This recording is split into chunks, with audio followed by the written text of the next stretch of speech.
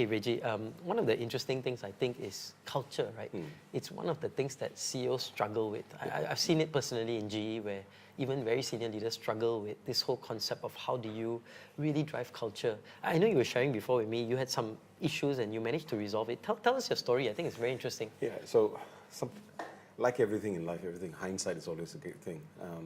So we went through a particular very bad learning experience. 2008 was a painful experience for lots of automotive guys, especially around the world. And so what has happened is we had to let a lot of good people go.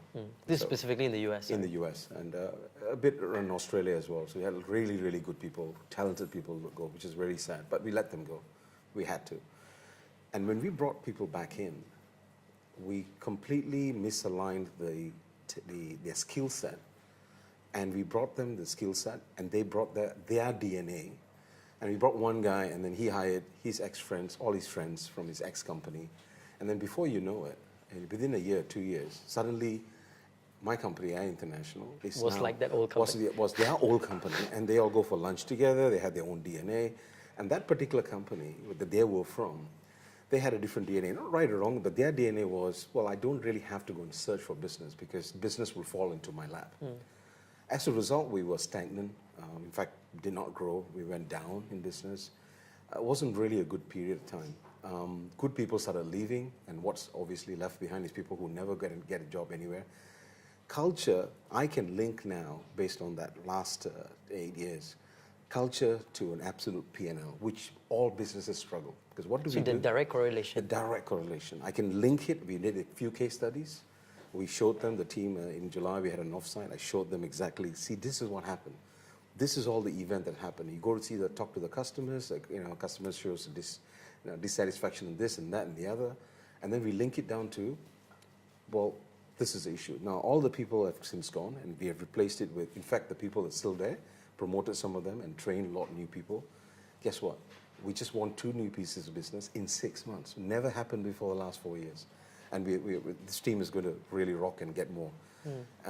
In China, it happened as well.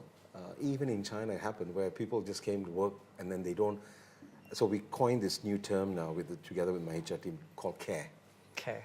You can do training, you can do offsite leadership. If you don't care, like where you care about your son, your child, and your daughter and your wife, you don't care. Then when they assemble a part and the screw is supposed to be tightened, but the screw kept going, let's push it on. But they care enough, they say, hey, hang on, something's wrong here. The care is so important, the DNA is so important.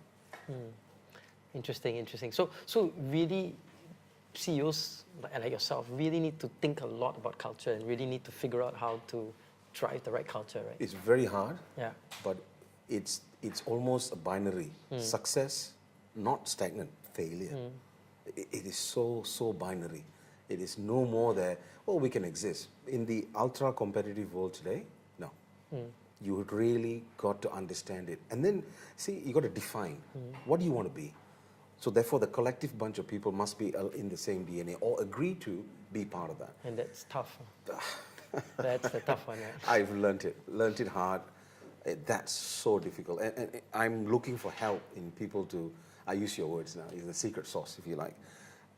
I need to know how to extract those things. And it's just, if you don't, in the earlier days, when I started working 1988, 89, you are sort of given an allowance to make mistakes, if you like. Probably not true for all industry, but you're allowed. In the current automotive world, one mistake, and to get back, it's so tough, very hard. So you have to be tip-top all the time. How do you be tip-top? The people must buy into what you are and your DNA and your culture. Fantastic.